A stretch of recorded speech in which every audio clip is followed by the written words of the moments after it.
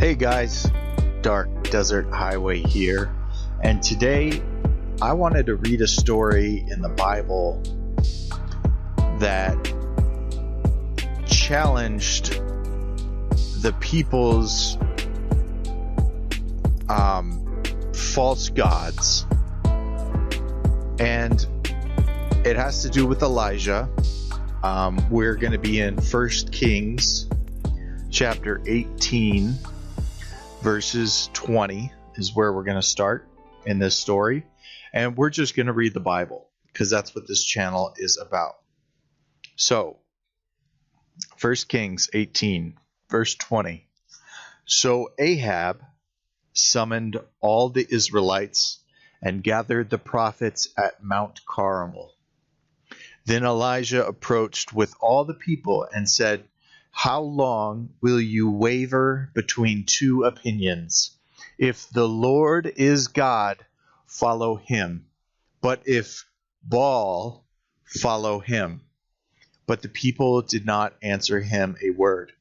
Now, in today's society, false prophets false gods are still a thing. I know a particular group of people who follow a false god. I am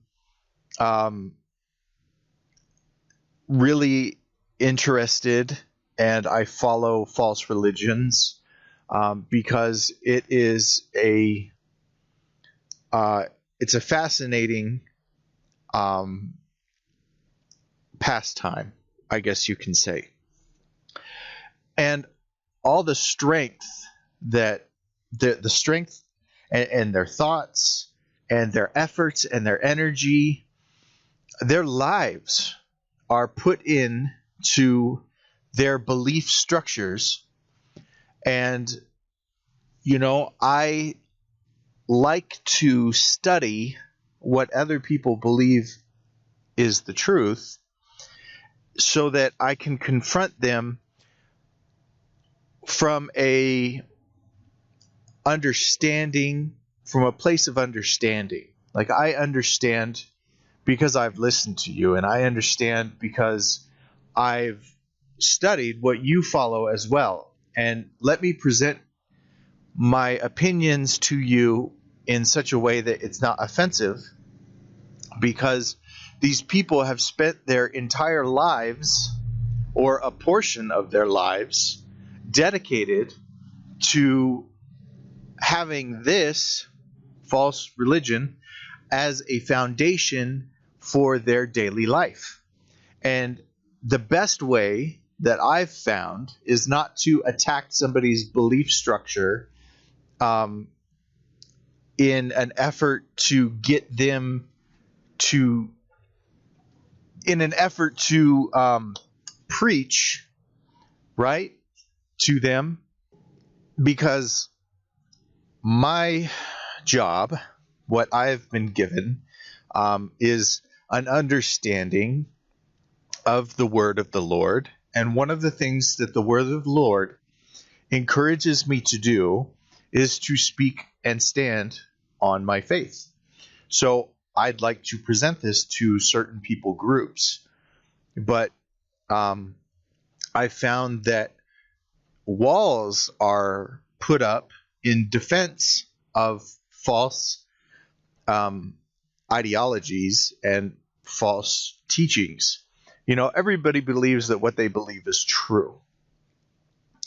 And wouldn't that be the way that you wanted it in your mind? You wouldn't want to believe that you are following a false thing, so it's truth to you. And, when you put so much of your effort and your life into something, you don't want somebody coming around like a bull in a china shop, just breaking dishes and throwing stuff to the ground. You'll defend what you know, and you'll defend what you have, and what you have is your faith. So, but the reality is that there is a true God, and the rest are false gods. They are no gods at all. And knowing the consequences of not having a relationship with the Lord upon your death, and understanding the consequences that come along with that, which would be separation from God, because the atonement for sin has been made through Jesus Christ and his death and his resurrection, his life, his death, his resurrection.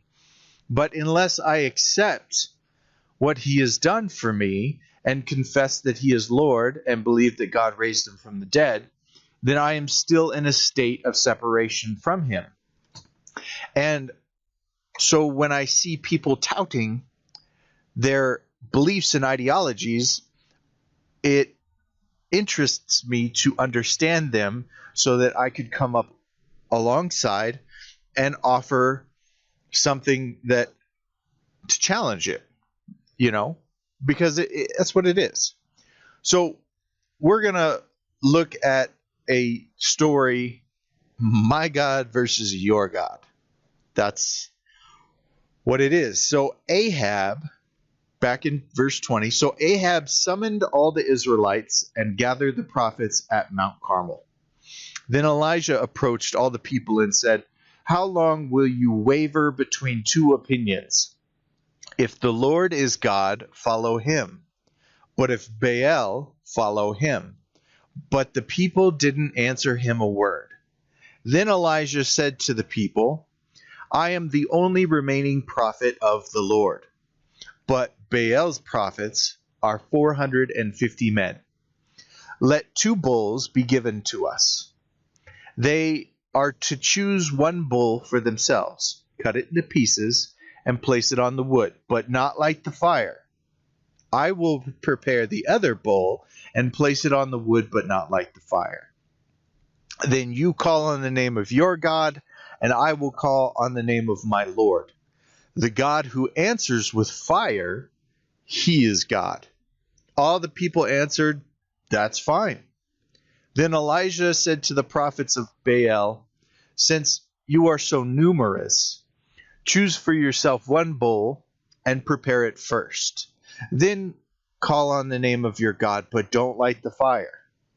So they took the bull that he gave them, prepared it, and called on the name of Baal from morning until noon, saying, "Baal, answer us."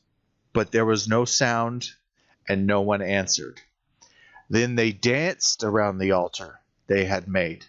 At noon, Elijah mocked them. He said, "Shout loudly, for he's a god. Maybe he's thinking it over. Maybe he has wandered away. Or maybe he's on the road. Perhaps he's sleeping and will wake up." They shouted loudly and cut themselves with knives and spears according to their custom until blood gushed over them. All afternoon they kept on raving until the offering at the evening sacrifice. But there was no sound, no one answered, no one paid attention. Then Elijah said to all the people, "Come near me." So after this demonstration of singing and chanting and dancing around the fire and cutting themselves and calling upon Baal to send fire to consume this sacrifice that they had prepared of a bull, and nothing happened. He gave them plenty of chance. It was from morning until afternoon, afternoon until evening. So he gave them a good go. Look, if you can get your God to present himself in such a way that fire consumes your offering, then we'll call him God. But if I could get my God to do the same, then we'll call him God. Whose ever God shows up, he is the Lord. So after all this time and effort and cutting themselves, they're bleeding on each other, they're dancing, whatever, nothing happens. Silence. Nobody is even paying attention at this point. There was no sound, no answer, and no one paid attention. So the crowd had lost interest in this. And isn't it so that the Lord likes to show up when there's a crowd? He has a history of showing up in when the people are in great number. The Lord is alive. He can present himself, and there are situations in the Word where he does so, and he likes to do so when he changes whole nations. He shows himself to whole nations, that he is strong and he is the Lord, that he is alive. And people, even people who are far away, hear the stories of these things that have happened, and fear comes on them. And because they know that a God is there. Now, I say a God, but it's only because they believe in their gods. But what they do know for sure is that a God is there, and they fear it, and they tremble. And some of them turn and believe and give their life to him in the understanding that, compared to everything else around me that I see, and that the things and the activities that people get involved in and all the religions and everything, what I see is that here's something real. Here is something tangible. Here is something that I can put my faith in because I've experienced it. And when you experience the Lord because he is alive, there's such a foundation made. I mean, it is strong and immovable. And when people come up to you and challenge your faith, you're like, you haven't seen what I've seen, and you haven't heard what I've heard, because the Lord is alive. So we'll go back to the story. After all the attempts have been made, from morning until the sun is going down in the evening, nothing happened. And Elijah was sitting there waiting. He gave him a go. He let him do whatever they could, except light the fire. That was the rule. You couldn't light the fire yourself. Then Elijah said to all the people in verse 30, "Come near me." So all the people approached him. And then he repaired the Lord's altar that had been torn down. Elijah took 12 stones, according to the number of the tribes of the sons of Jacob, to whom the word of the Lord had come, saying, "Israel will be your name." And he built an altar with the stones in the name of the Lord. Then he made a trench around the altar large enough to hold about 4 gallons. Next, he arranged the wood, cut up the bull, and placed it on the wood. He said, "Fill 4 water pots with water, and pour it on the offering to be burned and on the wood." So he's making it even tougher.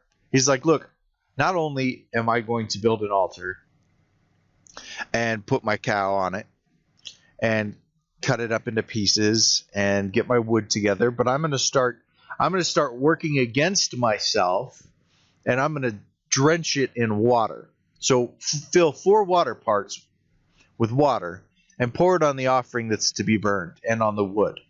And then he said a second time, and they did it a second time. And then he said, you know what? 3 times. And they did it a third time. So the water ran all around the altar, and he even filled the trench with water. At the time for offering the evening sacrifice, the prophet Elijah approached the altar and said, "Lord, the God of Abraham, Isaac, and Israel, today let it be known that you are God in Israel, and I am your servant, and that at your word I have done all these things. Answer me, Lord. Answer me, so that this people will know that you, the Lord, are God, and that you have turned their hearts back." Then the Lord's fire fell and consumed the burnt offering, the wood, the stones, the dust, and licked up the water that was in the trench. And when all the people saw it, they fell face down and said, "The Lord, He is God. The Lord, He is God. He is God. The Lord." Then Elijah ordered them, "Seize the prophets of Baal. Do not let even one of them escape." So they seized them, and Elijah brought them down to the Wadi Kishon and slaughtered them there. So, even working against himself, the offering of Elijah was consumed by fire, and it was done in front of the eyes of everyone. So that those who were worshiping Baal saw the end of all their efforts in worshiping a false god, that nothing happened. And all the people whose hearts were into worshiping Baal, now the prophets were slaughtered. The prophets of Baal were slaughtered, but it's the people that were gathered around in the crowd. Let's go back up to the beginning. Ahab summoned all the Israelites and gathered the prophets at Mount Carmel. So it was an issue, and that's why he had to repair the altar down here. Elijah, in verse 30, then Elijah said to the people, all the people of Israel, "Come near me." So all the people approached him, and then he repaired the Lord's altar that had been torn down. See, what was happening was the service and the worship of false gods was creeping into Israel, and they were no longer following the Lord, but they were going after false gods of the people that were around them. And basically what they're doing is they're worshiping fallen angels.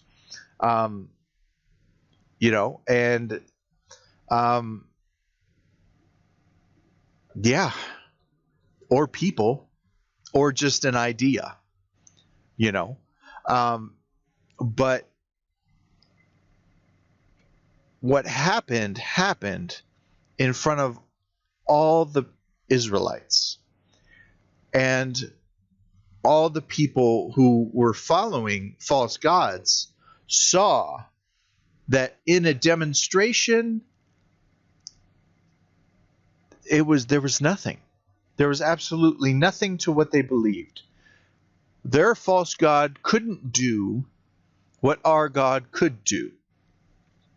And by a demonstration, the Lord showed up. He showed up in front of all the Israelites. And I'm sure that this had an impact on the people to remind them, because they were the Israelites, they belonged to the Lord, to remind them that look, man, stop going after these false gods. My thing, the reason that I want to start talking about this is because I see people, like I said, I follow false religions, and I see people giving all of their efforts to these false gods, and I look at myself and I say, hold on a minute, they're dedicating more of their life to their false gods than I am to the real God, the one who is alive. And so it's challenging to me to see that somebody is more dedicated to a false idea than I am in my relationship with the Lord. So I need to step up my game. I need to start getting busy. Where the rubber meets the road, I need to be ready to present the truth to those who don't know the truth. But in order to do that, I need to prepare myself with the truth. And I need to study and understand what has already happened. And that's one of the reasons that I'm starting this channel, is because not only am I presenting the Lord as I see him in Scripture, and we're starting a discussion about the Lord and his word, but I'm also, you're going to be challenged. You're going to be challenged. I have a friend who says, well, I just don't see it that way. This is not the way that I believe. And I'm like, look, you don't make the rules. The Lord is the one who's making the rules. He sets the standards that we live by. So even if you have a different, idea about a certain topic that the Lord has spoken about, we need to change our lives to live up to his principles, because he is not going to change his word to give way for our sin to be a part of our life. The whole thing is that he has set up a structure of justice. The law and his word and his ways are presented in such a solid fashion that it's either going to trip you up because you don't believe that that's the way it should be, so you stubbornly stay in your kind of in your confusion, or you stay in touch with the false idea. You don't give it up. You don't give it up to say, look, Lord, I submit to you. I submit to your rule, and I submit to your law. And instead of opposing it and keeping what I want for myself, and so I started seeing that I wasn't as dedicated as other people were to their false idols, their false gods. And, it's concerning. But when it comes down to a case of evidence, the Lord has shown himself to be strong. And yeah, we're reading it about stories that have happened thousands of years ago. But let me tell you this, that the Lord shows up in our lives.